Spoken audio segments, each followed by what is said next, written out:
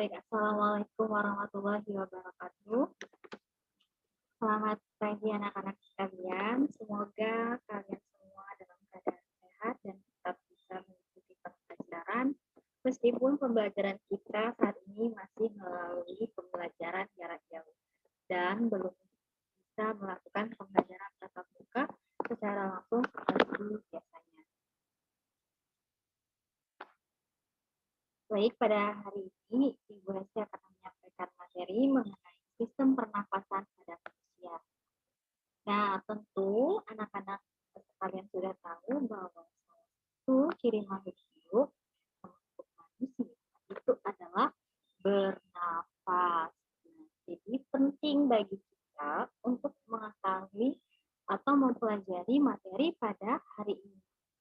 Nah, pada sistem pernapasan manusia, kita dapat mengetahui organ-organ apa saja yang berfungsi pada sistem pernapasan manusia, apa saja yang dapat menyerang organ pernapasan tersebut, kemudian partikel gas apa saja yang dibutuhkan dalam bernafas, kemudian mekanisme sistem pernapasan apa saja yang diperlukan, dan lain sebagainya. Nah, sebelum kalian mengikuti pembelajaran pada hari ini, silakan untuk mempersiapkan peralatan tulisnya, kemudian buku catatan dan buku LKS. Ya, nanti ketika ada penjelasan ini, kalian bisa tambahkan di buku catatan untuk materi yang tidak ada di buku LKS.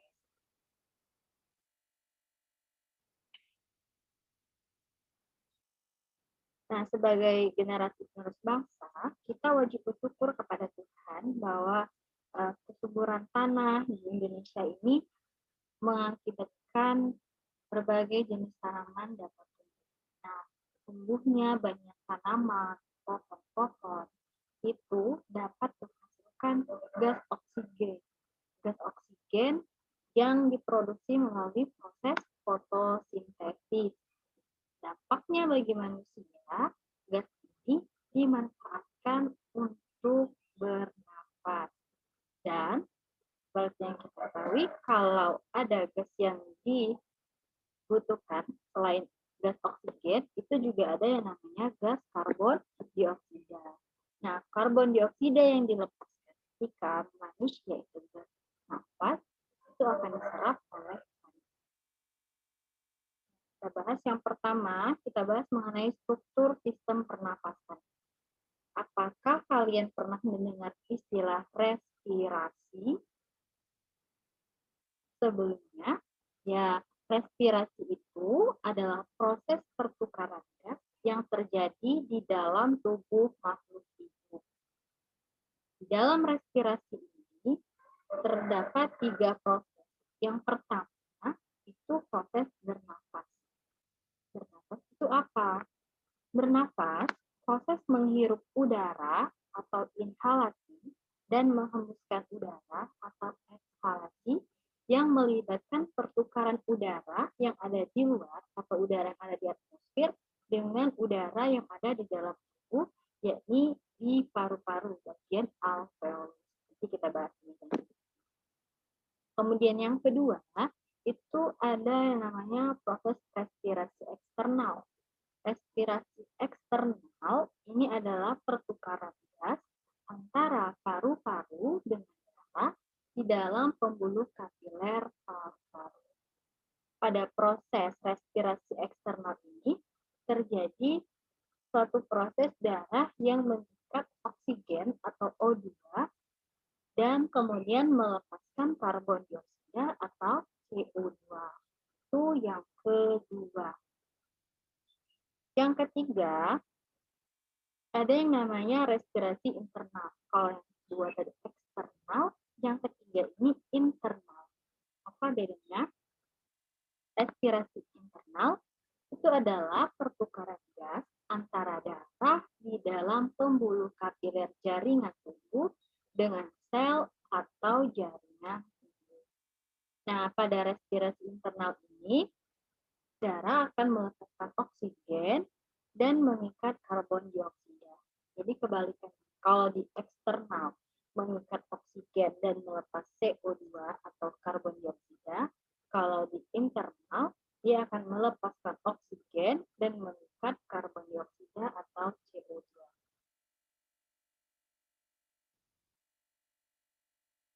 Sekarang, organ-organ pernapasan manusia.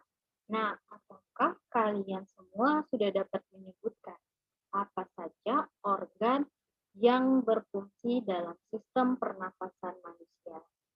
Sistem pernapasan manusia itu tersusun atas hidung, kemudian faring atau tekak, laring, trakea atau tenggorokan, bronkus, dan paru-paru. Nah, secara umum, organ pernapasan manusia ini terbagi menjadi dua. Ada sistem pernapasan bagian atas. Bagian atas itu terdiri dari hidung dan faring. Itu kalian bisa lihat di gambarnya.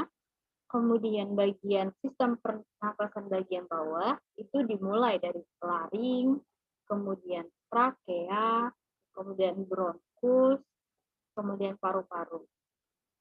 Nah, selanjutnya di dalam organ pernapasan manusia itu dapat dibagi juga. Ada yang namanya zona penghubung.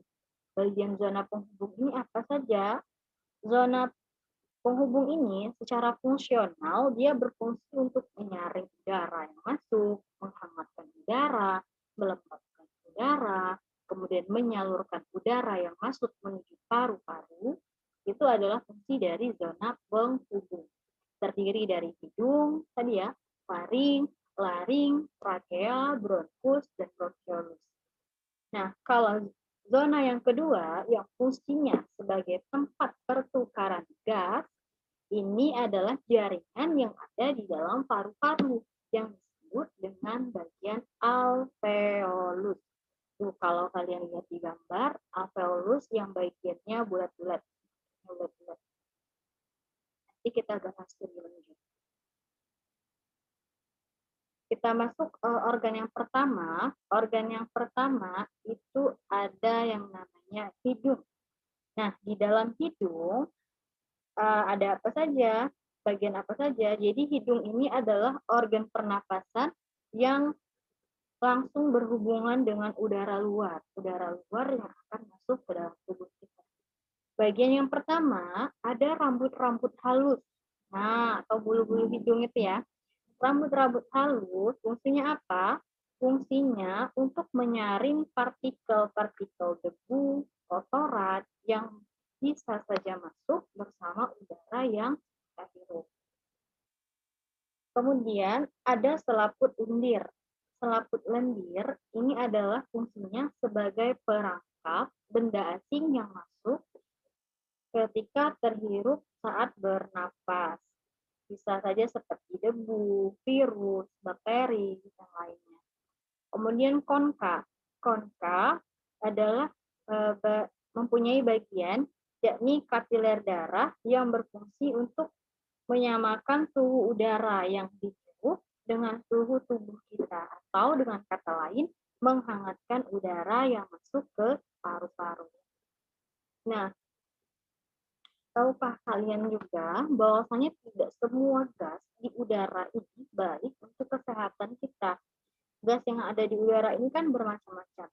Misalnya ada karbon monoksida, karbon dioksida, nitrogen dioksida, kemudian oksigen, sulfur dioksida, dan lainnya ya. Nah, untuk itu, gas-gas yang dibutuhkan untuk sistem pernapasan kita ini, yang paling penting itu adalah gas oksigen. Nah, apabila gas karbon dioksida atau yang lain sebagainya tadi terhirup dalam jumlah besar, itu berbahaya dan dapat menyebabkan kematian. Dapat dihasilkan dari mana gas-gas pencemaran itu tadi? Itu nanti akan kita bahas di pembelajaran selanjutnya mengenai pencemaran ya. Nah, setelah kita tahu fungsi hidung, jadi lebih baik menghirup udara dari mana? Melalui hidung atau mulut. Nah, setelah mengetahui fungsi bagian-bagian yang ada di dalam rongga hidung.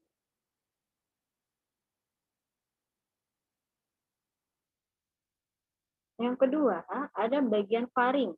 Faring itu adalah bagian yang letaknya di belakang rongga hidung, mulut, dan di atas laring. Faring ini sendiri tersusun atas otot rangka yang dilapisi membran mukosa. Fungsi faring, nah faring ini adalah jalur masuknya udara dan makanan, kemudian jalur ruang resonansi udara, kemudian tempat terdapatnya tonsil. Tonsil atau amandel ini berfungsi untuk sebagai sistem kekebalan tubuh. Oke. Selanjutnya, bagian laring atau ruang suara. Laring atau ruang suara adalah organ pernapasan yang menghubungkan faring dengan trakea. Di dalam laring ini terdapat epiglotis dan pita suara. Apa itu epiglotis? Nah, epiglotis ini adalah katup tulang rawan yang berbentuk seperti daun, dilapisi oleh sel-sel epitel. Fungsinya apa? Fungsinya untuk menutup laring ketika menelan makanan atau minuman. Jadi epiglotis ini seperti katup. Itu kenapa kalau kita sedang makan, itu jangan sambil berbicara. Takutnya bingung bisa menyebabkan tersedak. Kemudian di laring juga ini adalah tempat udara yang masuk, sehingga di laring ini dapat menggetarkan pita suara sehingga muncullah gelombang suara. Jadi gelombang suara itu keluarnya dari bagian laring. Selanjutnya ada bagian yang namanya trakea. Trakea atau batang tenggorokan. Jadi udara yang masuk ke laring, terus lanjut ke trakea atau batang tenggorokan. Trakea ini merupakan saluran yang menghubungkan laring dan bronkus. Panjang trakea sendiri sekitar 10 sampai dengan 12 cm dengan lebar sekitar 2 cm. Nah, trakea dindingnya tersusun atas cincin-cincin tulang rawan dan selaput lendir yang tersusun jaringan epitelium bersilia. Nah, jadi di trakea ini ada silianya. Apa fungsi silia? Fungsi silia pada trakea ini adalah menyaring benda-benda asing yang masuk ke dalam sistem pernapasan. Jadi tadi kalau ada rambut-rambut halus di hidung bisa sebagai untuk filter ya, filter udara yang masuk. Kemudian selain di filter atau dilakukan penyaringan di rongga hidung, ternyata di trakea juga terdapat silia. Fungsinya itu sama, menyaring benda-benda asing yang masih lolos masuk ke dalam sistem pernapasan. Lanjut ke bronkus. Setelah trakea, pada bagian paling dasar dari trakea ini, trakea akan bercabang. Cabangnya akan menjadi 2. Nah, percabangan trakea yang menjadi 2 ini, inilah yang dinamakan dengan bronkus. Arah bronkus kemana? Bronkus masing-masing akan memasuki paru-paru. Paru-paru kanan dan sebelahnya lagi masuk ke paru-paru sebelah kiri. Struktur bronkus ini hampir sama dengan trakea. Hanya saja bronkus lebih sempit.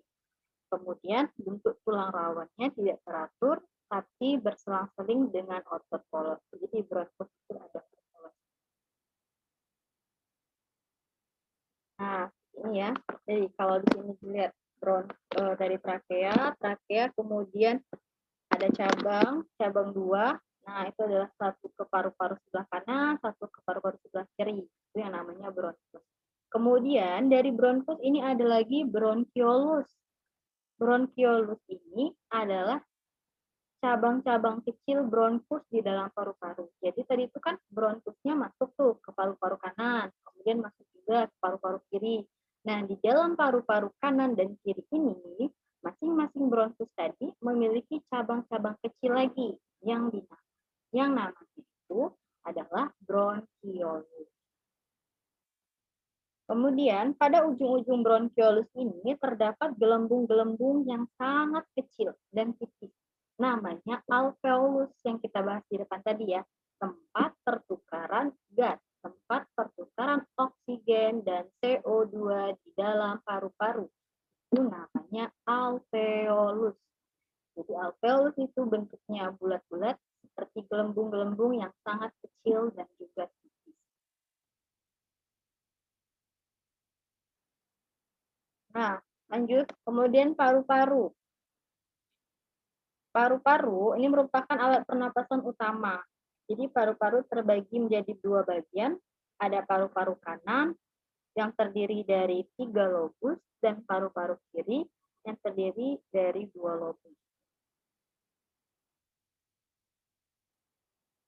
Nah, paru-paru dibungkus oleh selaput dua rangkap, yaitu yang namanya adalah pleura. Jadi pleura itu adalah bungkus atau selaput dari paru-paru. Pleura berisi cairan limfa, fungsinya melindungi paru-paru dari gesekan saat mengembang dan menyusut. Nah, di paru-paru ini sudah dibahas tadi ya sebenarnya. Terdapat bagian tempat pertukaran gas atau pertukaran udara yang disebut dengan alveolus. Luas permukaan alveolus ini 100 kali luas permukaan tubuh manusia.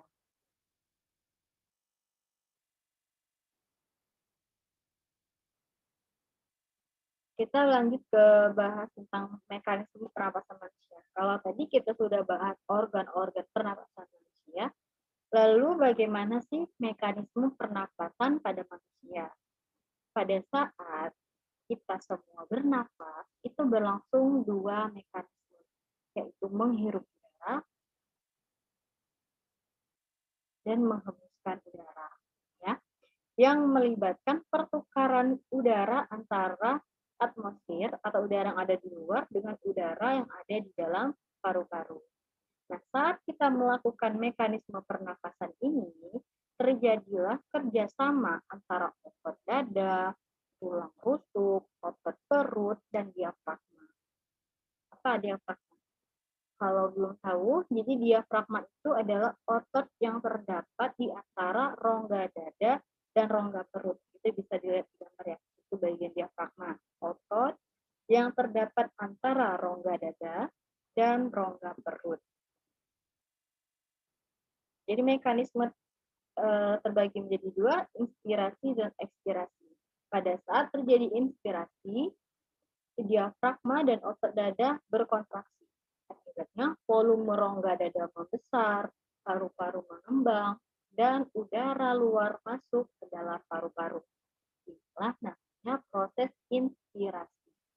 Kemudian saat ekspirasi atau menghembuskan udara, maka diafragma dan otot dada berrelaksasi. Volume rongga dada kembali normal atau turun menepis ke bawah, paru-paru kembali normal, dan udara di dalam akan keluar. Itulah mekanisme pernapasan pada manusia. Selanjutnya, kita bahas mengenai frekuensi pernapasan. Nah, coba kalau kalian sedang berlari dengan sangat kencang, di nafas kalian juga terengah-engah ya. Ya, pasti capek nafasnya. Kenapa? Apa yang mempengaruhi frekuensi pernapasan seorang manusia? Ada beberapa faktor yang mempengaruhi frekuensi pernapasan. Di antaranya, yang pertama umur atau usia. Jadi pada umumnya, semakin bertambah umur seseorang, maka semakin rendah frekuensi pernapasan. Jadi kalau tambah tua, frekuensi pernapasannya juga akan semakin rendah. Karena berhubungan dengan makin berkurangnya proporsi kebutuhan energinya. Kebutuhan energi semakin berkurang. Yang kedua, jenis kelamin. Jenis kelamin. Pada umumnya, laki-laki itu lebih banyak bergerak daripada perempuan, sehingga laki-laki lebih banyak memerlukan energi. Kebutuhan oksigen dan produksi CO2 pada laki-laki juga lebih tinggi. Hal ini menunjukkan bahwasanya proses metabolisme pada laki-laki itu jauh lebih tinggi daripada Yang ketiga, faktor suhu tubuh. Semakin tinggi suhu tubuh, maka semakin cepat proses metabolisme di dalam tubuh. Pasti ya. Ya, karena adanya peningkatan proses metabolisme dalam tubuh, maka diperlukan peningkatan pemasukan oksigen yang tinggi juga. Artinya, frekuensi pernapasannya semakin cepat. Kemudian, posisi tubuh. Posisi tubuh itu sangat berpengaruh terhadap frekuensi pernapasan. Misalnya, ketika kita berdiri tegak, itu eh, otot-otot kaki kita akan berkontraksi sehingga menghasilkan tenaga yang dibutuhkan juga cukup besar untuk menopang tubuh agar tetap berdiri tegak. Beda kalau saat kita sedang berbaring atau duduk, maka sebagian posisi tubuh itu, berat badan tubuh itu akan disangga oleh sebagian besar bagian tubuh kita yang lain. Sehingga tidak memerlukan banyak energi. Maka frekuensi pernapasannya juga rendah. Dan yang terakhir, kegiatan atau aktivitas tubuh. Yaitu tadi ya, misalnya seorang yang berlari dengan seorang yang duduk diam, maka frekuensi pernapasannya juga akan semakin tinggi ketika seseorang sedang melakukan kegiatan atau aktivitas yang berat, yang memerlukan energi yang lebih besar.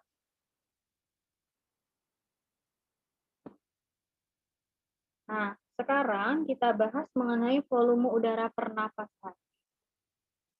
Kalau saat kalian mencium parfum atau mencium bau kue atau makanan yang enak, pasti kita akan menarik nafas dalam-dalam.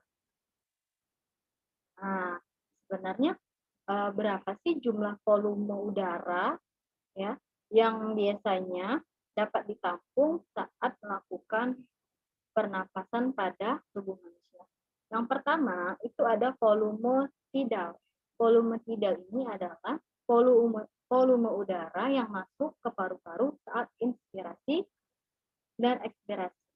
Ini saat kita menghirup udara dan melepaskan udara. Itu sekitar 500 ml. Yang kedua, ada yang namanya volume cadangan ekspirasi.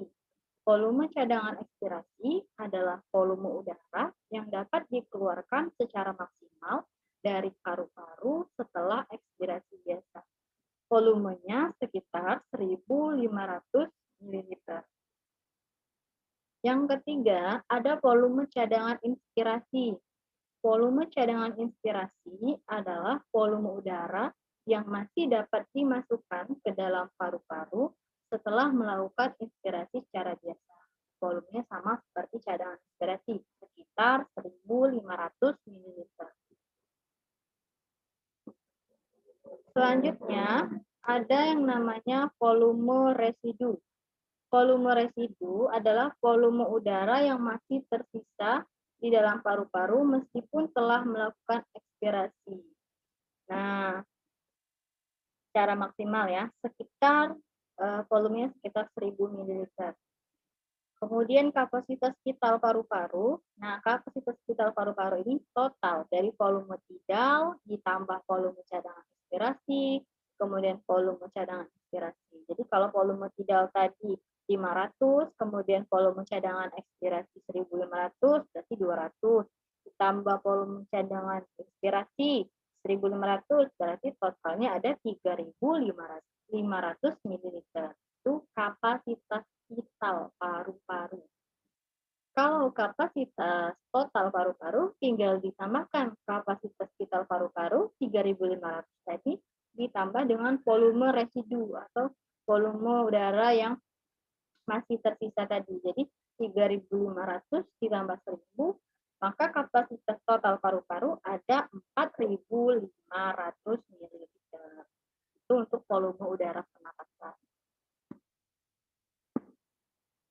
Selanjutnya, sekarang kita bahas mengenai gangguan atau penyakit yang dapat menyerang sistem pernapasan manusia.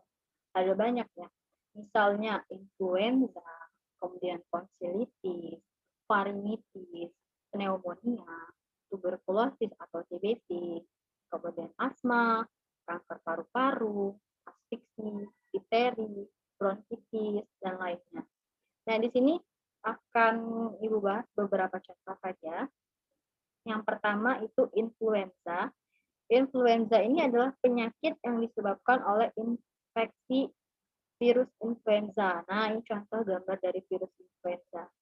Gejala umumnya biasanya itu demam tinggi lebih dari 39 derajat, kemudian pilek, bersin-bersin, sakit kepala, hidung tersumbat, dan lain sebagainya.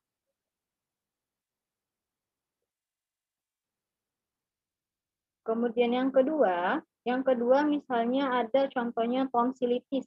Jadi tonsil secara normal, tonsil atau amandel ini akan menyaring virus dan bakteri yang masuk ke dalam tubuh bersamaan dengan makanan atau udara. Nah, apabila daya tahan tubuh dalam kondisi lemah, virus dan bakteri ini akan menginfeksi tonsil sehingga dapat menyebabkan penyakit tonsilitis. Golongan bakteri yang menyebabkan tonsilitis ini pada umumnya bernama bakteri Streptococcus. Selanjutnya, penyakit faringitis. Dari namanya sudah tahu ya, kalau faringitis berarti penyakit yang menyerang faring. Adapun bakteri yang dapat menginfeksi faring ini salah satunya adalah sama bakteri Streptococcus. Nah, bakteri Streptococcus pyogenes. Yang selanjutnya, contohnya adalah penyakit pneumonia. Jadi pneumonia ini adalah infeksi pada bronchiolus dan alveolus. Penyebab terjadinya karena infeksi dari virus, bakteri, jamur, atau parasit lain. Namun, pada umumnya, pneumonia ini disebabkan oleh bakteri Streptococcus pneumonia. Nah, pada paru-paru penderita pneumonia ini terdapat cairan yang kental, sehingga cairan tersebut dapat mengganggu pertukaran gas pada paru-paru. Maka oksigen yang diserap oleh darah ini akan berkurang. Gejalanya biasanya seperti demam, batuk, perdahak, kemudian tidak enak badan, sakit pada bagian dada, atau terkadang mengalami kesulitan bernafas atau sesak. Selanjutnya, penyakit TBC atau tuberkulosis. TBC ini disebabkan oleh infeksi bakteri Mycobacterium tuberculosis. Nah, selain menginfeksi paru-paru, bakteri ini juga dapat menginfeksi bagian lain dari tubuh. Ketika bakteri Mycobacterium tuberculosis ini masuk ke dalam paru-paru, maka dia akan menyebabkan infeksi sehingga memicu sistem imun kita untuk bergerak menuju area yang terinfeksi dan segera memakan bakteri tersebut agar tidak menyebar luas ke bagian organ-organ yang lain. Nah, gejala dari TBC ini seperti mudah lelah, kemudian berat badan turun, kemudian lesu, hilang nafsu makan, dan lain sebagainya. Selanjutnya, ada kanker paru-paru. Sesuai dengan namanya ya, kanker itu adalah pertumbuhan sel-sel yang tidak terkendali. Jadi, kalau kanker paru-paru artinya pertumbuhan sel-sel yang tidak terkendali pada jaringan dalam paru-paru. Nah, jika tidak ditangani, maka penyebaran ini atau pertumbuhan sel-sel ini akan menyebar ke seluruh paru-paru, bahkan jaringan di sekitar paru-paru yang lainnya. Sekitar 85% kasus kanker paru-paru ini disebabkan oleh merokok. Jadi jangan merokok karena merokok dalam jangka waktu yang lama ini dapat menyebabkan namanya kanker paru-paru. Sedangkan sisanya itu 10-15% kasus kanker paru-paru ini disebabkan karena orang yang tidak merokok. Kenapa tidak merokok tapi dapat terkena kanker paru-paru? Karena kanker paru-paru ini dapat disebabkan karena kombinasi faktor keturunan dan juga faktor lingkungan. Misalnya menghirup debu asbes misalnya, atau udara berpolusi, atau menjadi perokok pasif. Jadi tidak merokok tapi menghirup asap rokok dari si perokok aktif. Itu jauh lebih berbahaya. Nah, materi pembelajaran kita sudah selesai. Di sini ada beberapa pertanyaan. Untuk pertanyaan-pertanyaan ini silakan dijawab di buku catatan, tapi untuk pertanyaan yang terakhir nanti ya, yang terakhir nanti itu silakan kalian tuliskan jawabannya di kolom komentar di bawah. Pertanyaan yang pertama, perokok pasif merupakan seseorang yang menghirup asap rokok dari orang yang sedang merokok atau orang yang terpapar asap rokok dari asap yang dikeluarkan perokok aktif. Perokok pasif memiliki risiko yang lebih tinggi dibandingkan perokok aktif. Bahkan bahaya yang harus ditanggung perokok pasif ini 3 sampai 5 kali lipat lebih bahaya dari perokok aktif. Mengapa demikian? Coba kalian tuliskan jawabannya di catatan yang pertama. Next, yang kedua, tahukah kamu bahwa tidur dengan posisi menghadap ke kanan itu merupakan posisi tidur yang terbaik untuk kesehatan tubuh, termasuk untuk kesehatan paru-paru. Nah, mengapa hal tersebut dapat terjadi? Ini juga kalian tuliskan di buku catatan. Nah, yang ketiga, setelah mengetahui fungsi dari hidung, menurutmu lebih baik menghirup udara melewati hidung atau menghirup udara melewati mulut? Jelaskan alasannya. Nah, untuk pertanyaan yang ketiga ini silakan jawabannya kalian tulis di kolom komentar di bawah. Apa jawabannya?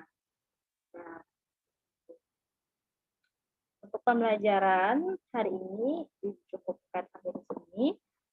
Silahkan kalian pahami kembali materi yang telah dijelaskan, kemudian dirangkum untuk hal-hal yang kurang jelasnya, boleh kalian tanyakan ke Ibu melalui diskusi. Assalamualaikum warahmatullahi wabarakatuh.